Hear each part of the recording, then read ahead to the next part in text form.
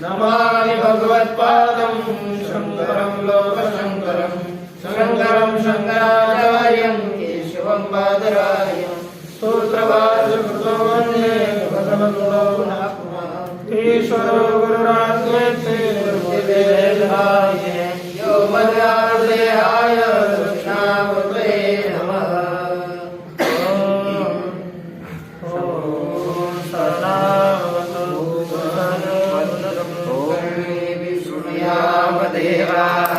भद्रं पश्येमाक्षवीर्यजत्राः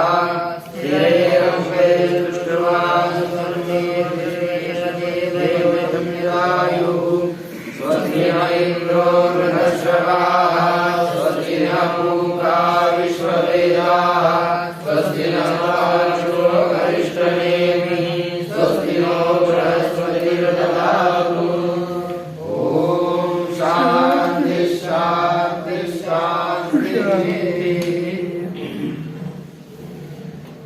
भगवान अंडरीश परमात्मा श्री ज्ञान हमारा जगत कर महाराज संत एकनाथ महाराज आदि कृष्ण शंकराचार्य इत्यादि सब संतों की कृपा से हम लोग मुंडक उपनिषद का विचार प्रारंभ कर चुके हैं।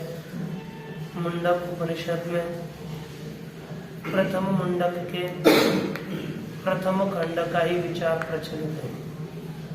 इसमें 6 मंत्रों का विचार किया। जब महाशाल शौनक इन्हें अंगिरास को शरण जाकर कस्मिन्नु भगवो विज्ञाते सर्वं इदं विज्ञातं भवति इति ऐसा प्रश्न किया कि हे भगवान, किसको जानने के पश्चात यह सब कुछ ज्ञात होता है, यह प्रश्न किया। उस प्रश्न के उत्तर में कहा कि 2 विद्या है वो जाननी चाहिए, एक अपर विद्या और दूसरी पर विद्या, जिसके द्वारा ऋग्वेदादि चतुर्वेद रूपा और षडंग रूपा विद्या यह अपर विद्या है, और जिसके द्वारा परमात्मा तत्व जान लिया जाता है वह पर विद्या बताई। यया तद अक्षरम अधिगम्यते, जिसके द्वारा वह अक्षर जाना जाता है वह पर विद्या है। इस तरह से परापर विद्याओं का वर्णन किया और पर विद्या बताने के लिए आरंभ किया गया। उसमें यत्तद अक्षरम यत्तद अदृश्यमग्राह्य मगोत्रमवर्णम चक्षुश्रोत्रम तदपाणिपादम नित्यं विभुं सर्वगतं सुषुप्तं यद्भूतयोनिं परिपश्यन्ति धीराः। इस मंत्र के द्वारा पर विद्या का आरंभ किया। अब उसी पर विद्या का स्पष्टीकरण करने के लिए दृष्टांतों के द्वारा कथन करते। भूतयोनि अक्षरम, ये पीछे बात यद भूतयोनिम परिपश्यन्ति धीराः। ये जो भूतयोनि अक्षरम इति उक्तम, तत्कथम भूतयोनित्वम इति उच्यते प्रसिद्ध दृष्टांते। प्रसिद्ध दृष्टांतों के द्वारा ये परमात्मा तत्व, यही अक्षर ही भूतों की योनि है, यह जो बताया उसी का कथन प्रसिद्ध दृष्टांतों के द्वारा करने जा रहे। यद भूत योनित्वम उक्तम तद भूत योनित्वम आह। प्रसिद्ध जो 2-4 दृष्टांत है, अर्थात किस तरह का यह कारण है, इससे किसके समान जगत की उत्पत्ति हुई, यह बताते हुए सप्तम मंत्र का प्रयोग किया। देखिए, यतोर्णनाभिसृजते गृह्णते च यथा पृथिव्यामोषधयः सम्भवन्ति यथा सतः पुरुषात् केशलोमानि तथा अक्षरात् सम्भवति यः विश्वम्। कहा प्रथम दृष्टांत यथा पूर्णनाभि सृजते गृह्णते च। जैसे पूर्णनाभि अर्थात लोताकिट हिंदी में उसको कहते हैं मकड़ी और मराठी में कहते हैं कोड़ी। अपने माँ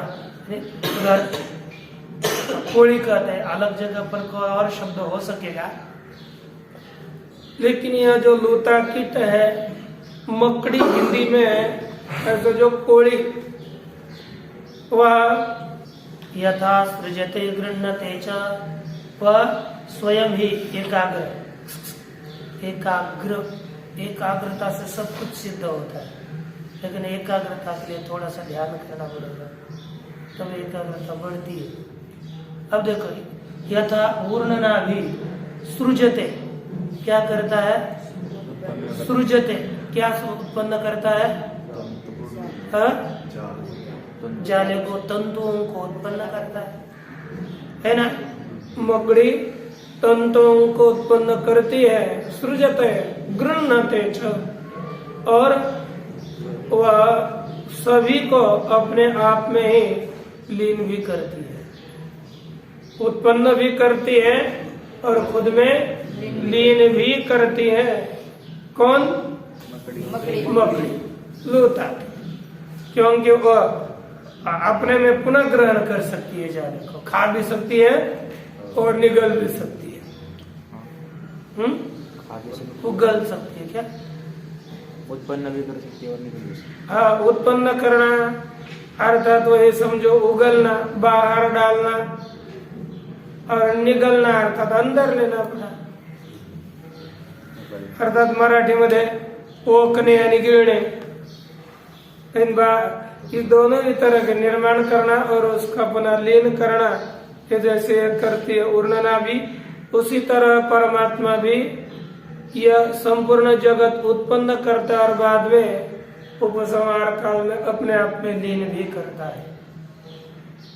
यथा पृथिव्याम औषधयः संभवन्ति, यथा जिस प्रकार पृथ्वी में औषधियां उत्पन्न होती है, सभी प्रकार की औषधियां जैसे पृथ्वी में उत्पन्न होती है।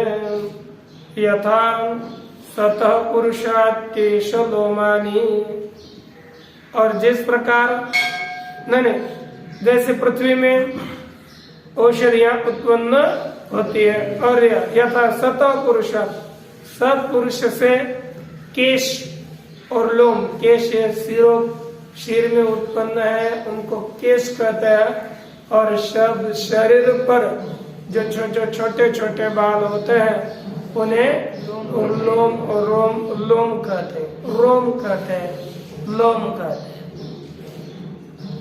अब यहाँ पर इस तरह से तथा जिस तरह से 3 दृष्टांत दिए, वरुणादि से ये तंतुओं की उत्पत्ति होती है, पृथ्वी से औषधियों की उत्पत्ति होती है, और सत्पुरुष से केश और लोम की उत्पत्ति होती है। उसी तरह अक्षरात् तथा अक्षरात् विश्वम संभवति। उसी तरह अक्षर परमात्मा से ही यह संपूर्ण विश्व उत्पन्न होता है। बहुत अच्छे श्लोक है।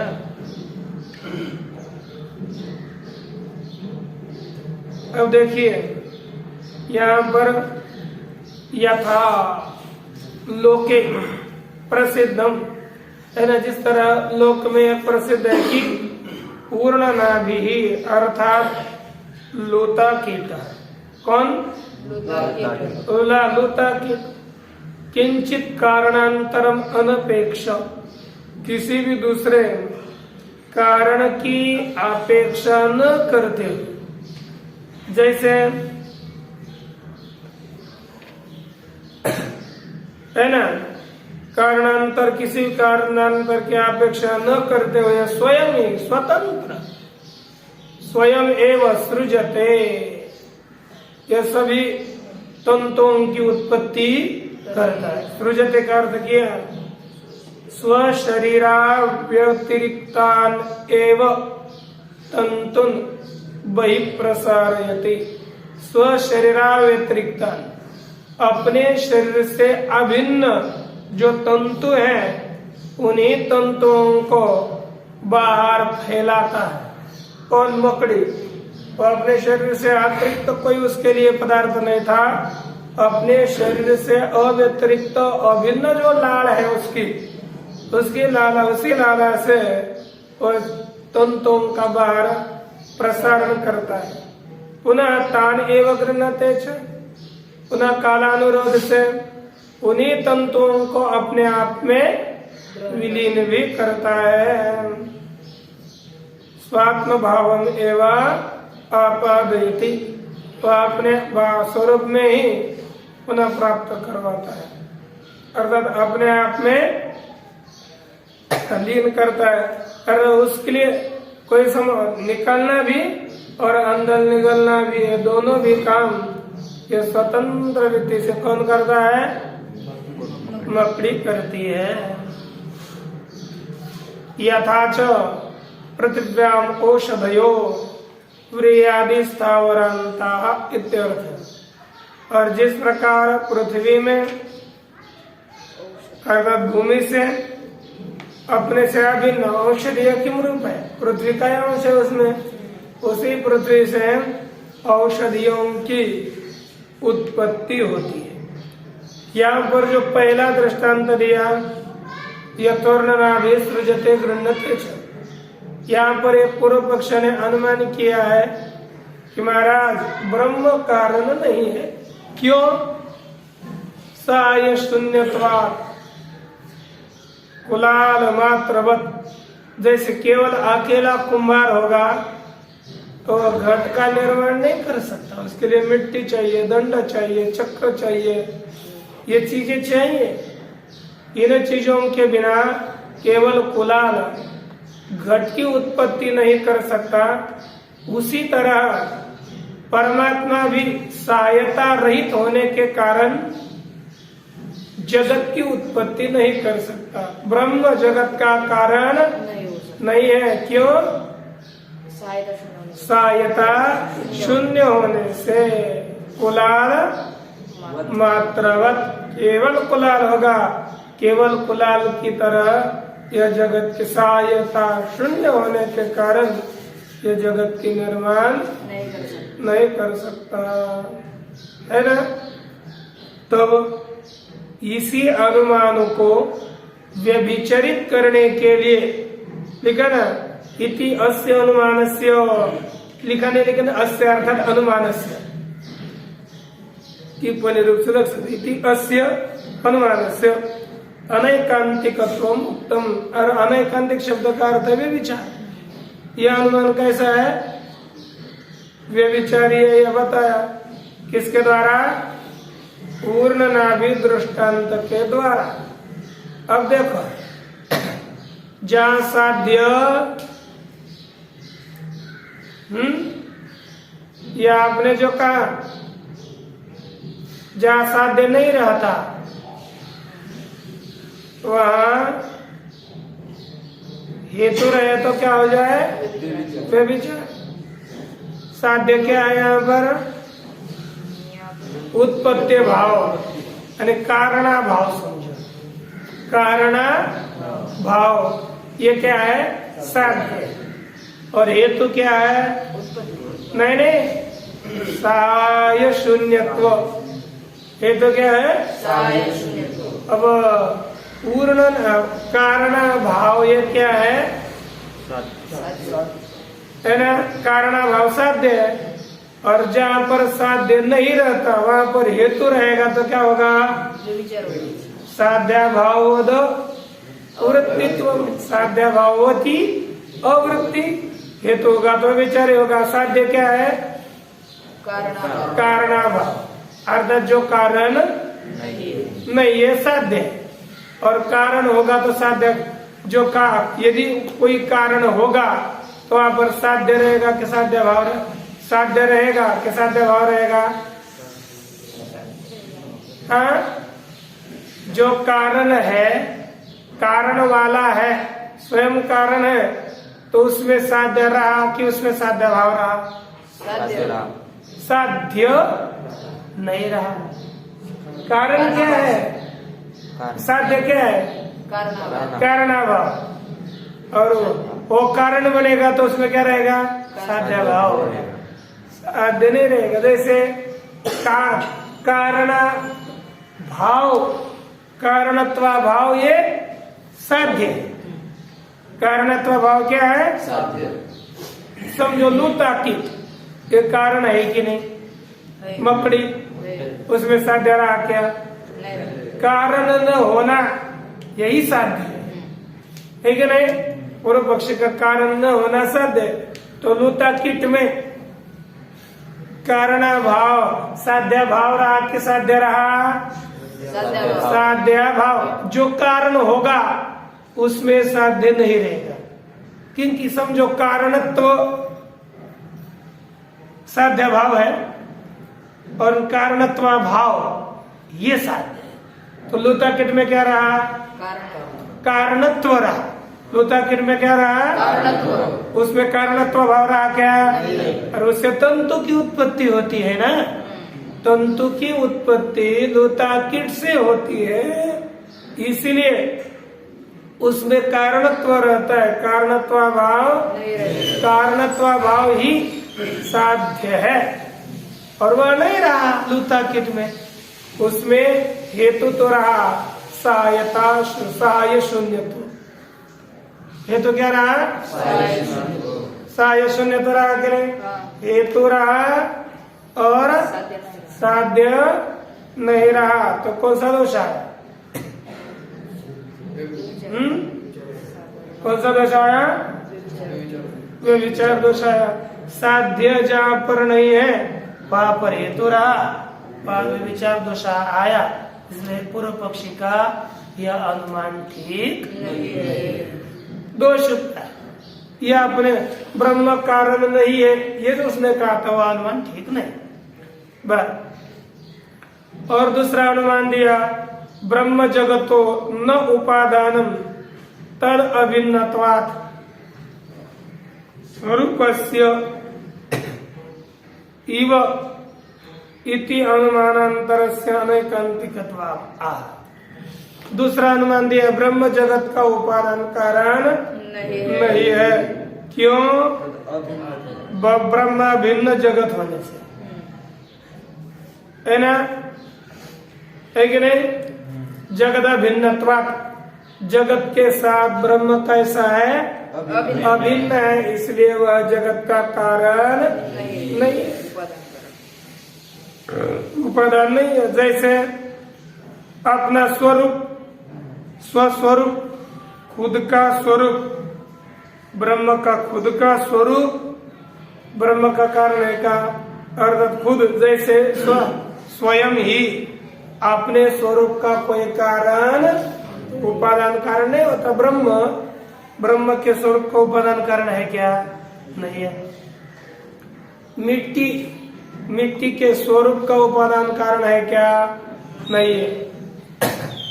जैसे कोई अपने स्वरूप का वह उपादान कारण नहीं होता। ठीक ना? जैसे ब्रह्म अपने स्वरूप का उपादान कारण नहीं है, उसी तरह स्वाभिन्न अब जगत भी तो ब्रह्म रूप ही है ना। तो जैसे ब्रह्म अपने खुद के स्वरूप का सच्चिदानंद स्वरूप का उपादान कारण नहीं है, तो उसी तरह अपना जो स्वरूप कौन जगत उसका भी उपादान कारण नहीं होगा, ये कहा। तब इसी अनुमान में भी विचार दोष दिखाने के लिए सिद्धांत ने कहा यह ठीक नहीं। क्यों? यथा पृथ्वी है, पृथ्वी यह संपूर्ण बीजादिक तो पृथ्वी का स्वरूप ही है कि नहीं? लेकिन उसी के स्वरूप से जिस तरह औषधियों की उत्पत्ति होती है कि नहीं? ब्रह्म के ही स्वरूप से जिस तरह औषधियों की उत्पत्ति हो जाती है, होती है कि नहीं? अर्थात स्वरूप से भी यानी पृथ्वी से भी पृथ्वी भिन्न जो बीजादिक है उनसे औषधियों की उत्पत्ति होती है। वो औषधियां उत्पन्न हो गई, वो तो पृथ्वी रूप भी है, उसके पार्थिव है इन सब। इसलिए जैसे अपने पृथ्वी से पृथ्वी स्वरूप औषधियों की उत्पत्ति होती है, उसी तरह ब्रह्मरूप जगत होने पर भी अब परमात्मा से जगत की उत्पत्ति होगी। अब यहाँ पर इस अनुमान का भी विचार कैसे हो गया, ये देख लीजिए। यहाँ पर जगत का पक्ष क्या है? ब्रह्म जगत ब्रह्म है ना। साध्य क्या है? उपादानत्वा भाव।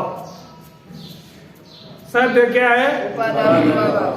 उपादानत्वा भाव। हेतु क्या है? तद भिन्नत्व है ना। कारण भिन्नत्व और कार्य भिन्नत्व है ना। जगत भिन्नत्व। अब देखो, एक अपने पास होगा पृथ्वी क्या है, यहाँ पर देखो साध्य है कि नहीं? उपादानत्व भाव है कि उपादानत्व है? पृथ्वी है, साध्य है क्या? नहीं है। उसमें हेतु रहेगा तो क्या होगा? वे विचार तद भिन्नत्व, वृक्ष भिन्न औषध्य भिन्नत्व है कि नहीं? पृथ्वी वृक्ष औषध्य भिन्नत्व अभिन्नत्व पृथ्वी में अर्थात हेतु रहा, और साध्य उपादानत्व भाव उपादान है, इसलिए यहाँ पर क्या होगा? विचार दोष होगा। इसलिए ब्रह्म जगत का उपादान कारण नहीं है, या आप नहीं कर सकते सिद्धांत देने का।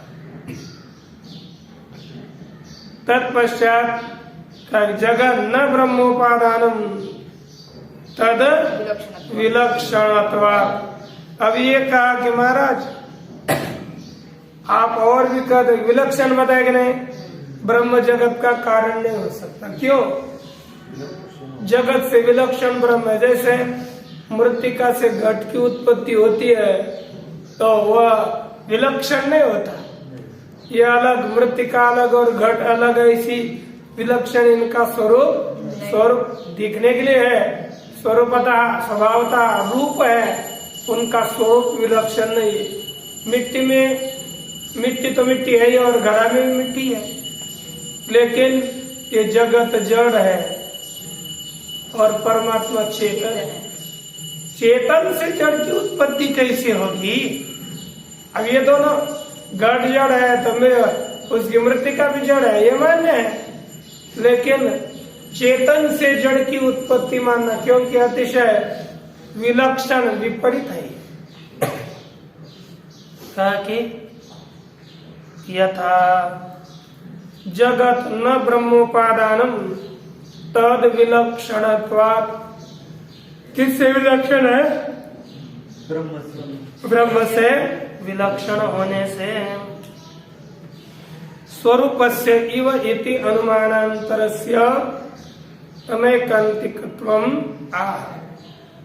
हे झालं का जगत न ब्रह्मोपादानम तद विलक्षणत्वान यद विलक्षणम यद यद यद विलक्षणम तद तद उपादानकम न भवति, है कि नहीं? जो जिससे विलक्षण होता है वह उसका उपादान कारण, जैसे घट तंतु से विलक्षण है इसलिए तंतु उपादान वाला घट नहीं होता है। समझ में आया ना? हाँ, जो समान होता है विलक्षण नहीं होता वो उसका उपादान होता है। जैसे हो सकता है जैसे घट मृत्यु को उपादान कारण वाला है, इस तरह से शंका करने के बाद उसका उत्तर देते देखो पुरुष कैसा है, जिंदा है कि नहीं, चेतन है कि नहीं, उससे केस उत्पन्न होते हैं, चेतन है कि जड़ है कि नहीं? वैसे अब जैसे चेतन पुरुष से देखा यथाच सतः, भाष्य देखो यथा प्रतिमे औषधय संभवन्ति व्रियादि स्थावरांता इत्यर्थ। स्वात्मा व्यतिरिक्ता एवं प्रभवन्ति। ये औषधियां पृथ्वी से अलग न होते हुए ही उत्पन्न होती है। यथा च सतः विद्यमान जीवतः, और जिस प्रकार सत अर्थात विद्यमान जिंदे पुरुष से केशलोमानि केशाष्टलोमानि च संभवन्ति विलक्षणानि, केश और लोम इनकी उत्पत्ति होती है। यथा एते दृष्टान्ताः तथा विलक्षणं सलक्षणं च निमित्तान्तरानपेक्षादि यथोक्त लक्षणात् अक्षरात् संभवन्ति। कहते कि जैसे यह दृष्टांत है, दृष्टांत से अलग अलग दृष्टांत समान रूप वाले अलग अलग रूप वाले है कि नहीं? पृथ्वी से समान रूप वालों की उत्पत्ति होती है ना? केशलोम ये तो असमान रूप वालों की उत्पत्ति होती है ना? केश और लोम ये तो असमान है, पुरुष के समान नहीं है केश और लोम। इसी तरह जैसे ये दृष्टांत है उन्हीं दृष्टांतों के द्वारा विलक्षण रूप वाले समान रूप वाले निमित्तांतरान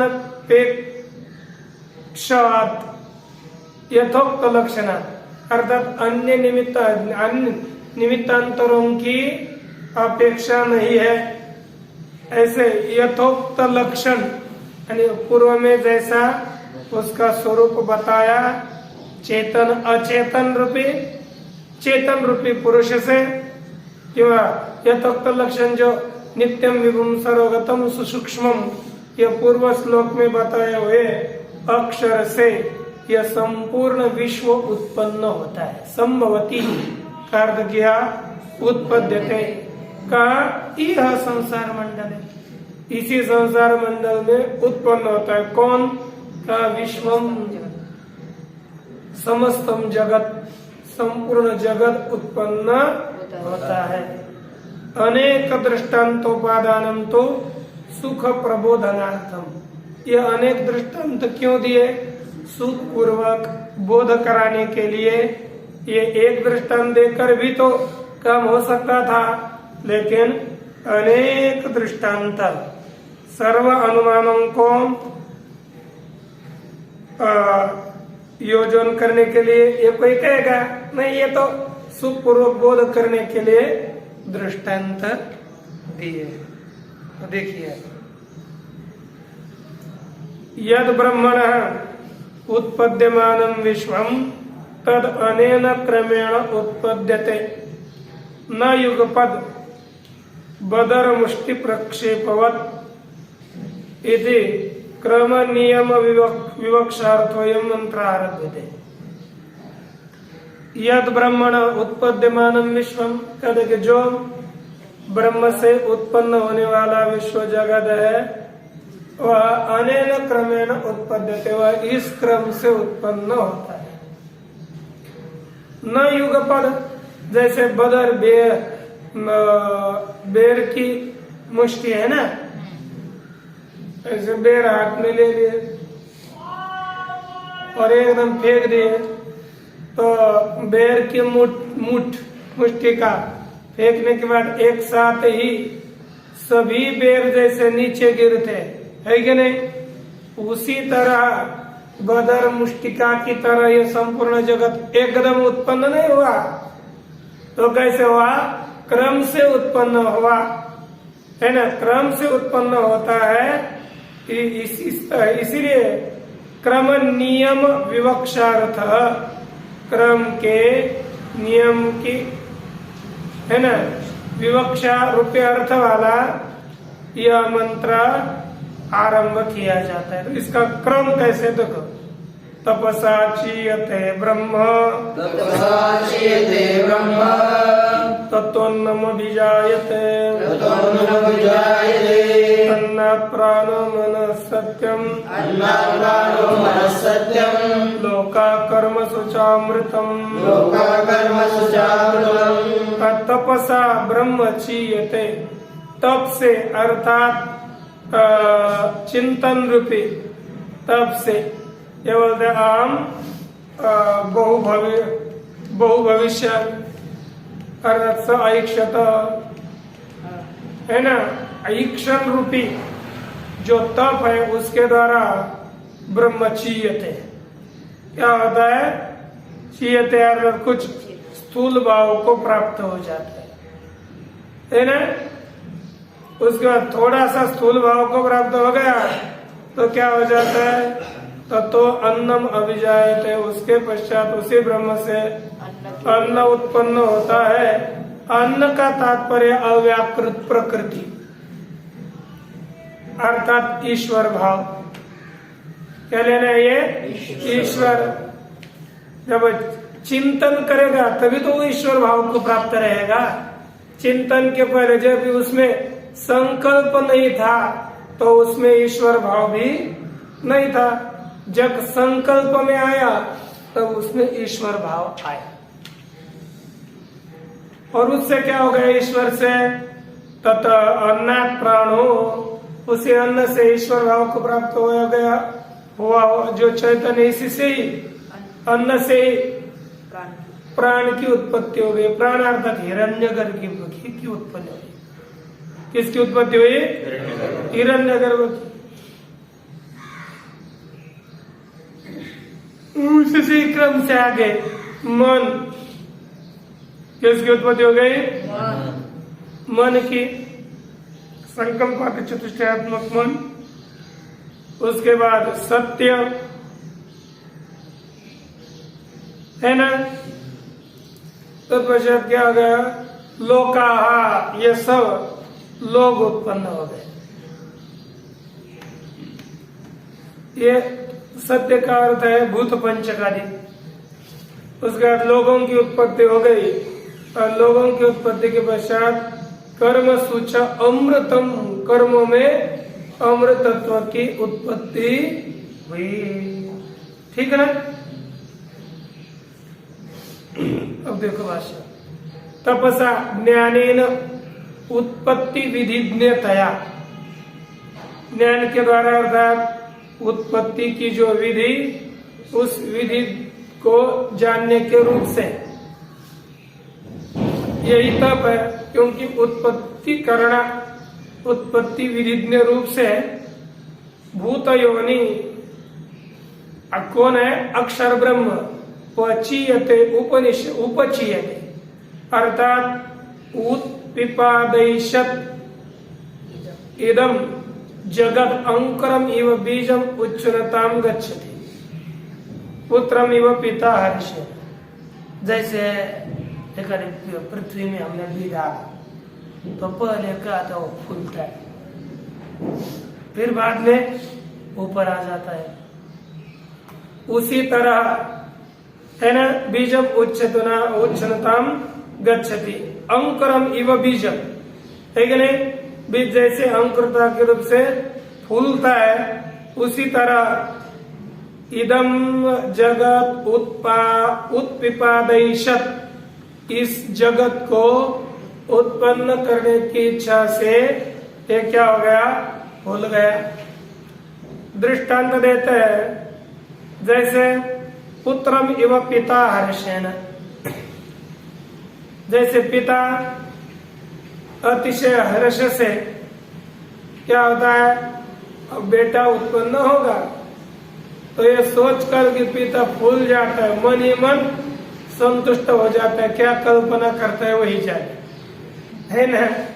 लेकिन पुत्र की उत्पत्ति होने की इच्छा से पिता जैसे बहुत फूलता है, उसी तरह यह जगत तो पूर्ण परमात्मा का पुत्र के जैसे ही है। तो इसी जगत की उत्पत्ति के हिसाब से यह परमात्मा ऐसे उच्छिन्नता को प्राप्त होता है, फूलता है, उपची है। एवं सर्वज्ञतया, इसी तरह सर्वज्ञ होने से सृष्टि स्थिति संहार शक्ति विज्ञानवत्तया उपचितात तथा ब्रह्मण, तद इसी तरह सर्वज्ञ होने से और सृष्टि स्थिति और संहार शक्ति रूपी विज्ञान वाला होने से वो जानता है सृष्टि कैसे करनी है, स्थिति कैसे करनी है, इसका संहार कैसे करना है, ये संपूर्ण ज्ञान वाला परमात्मा है। कितना महत ज्ञान वाला है, ऐसा होने से उसी उपचित हो गया ब्रह्म, फूल गया ना, उससे बढ़ गया थोड़ा। उसी उपचित ब्रह्म से अन्नम, किसकी उत्पत्ति हुई? अन्न की। अन्न किसे कहते हैं? अद्यते भुज्यते इति अन्नम अव्याकृतम, खाया जाता है उसे कहते हैं अन्न अव्याकृत। अब अव्याकृत कौन है? किसका भोग किया जाता है? सही प्रकृति का तो भोग किया जाता है। प्रकृति भोग है, खाया जाना अर्थात जिसको भोग करना, तो किसका करता है? प्रकृति का। इसलिए प्रकृति को बताया अन्न। साधारणम संसारिणाम व्याचिकीर्षितावस्था रूपेण, जो साधारण अन्न है व्याचिकीर्षित अवस्था रूप से अभिजायते उत्पद्यते, क्या हो जाता है? ये उत्पन्न होता है। ततश्च अव्याकृतात् व्याचिकीर्षितावस्थावता, अव्याकृता व्याकृत से अर्थात व्याचिकीर्षित अवस्था, अर्थात जिसको जगत प्रकट करने की है ना इच्छा रूपी अवस्था है ना, अवस्था वाले अन्न से, अर्थात व्याचिकीर्षित अवस्था वाले अन्न से, अव्याकृत से प्राण अर्थात हिरण्यगर्भ अजायत, हिरण्यगर्भ की उत्पत्ति हुई है ना। उसी ब्रह्मण ज्ञान क्रिया शक्ति अधिष्ठित साधारण अविद्या काम कर्म भूत समुदाय बीजांकुर जगदात्मा अभिजायते इति अनुषंगा, कहते ब्रह्म से जगत की उत्पत्ति हुई है ना। जगदात्मा, जगत का आत्मा, यह अंकुर उत्पन्न हुआ। कैसे, किससे? कहते हैं कि ज्ञान क्रिया शक्ति अधिष्ठित,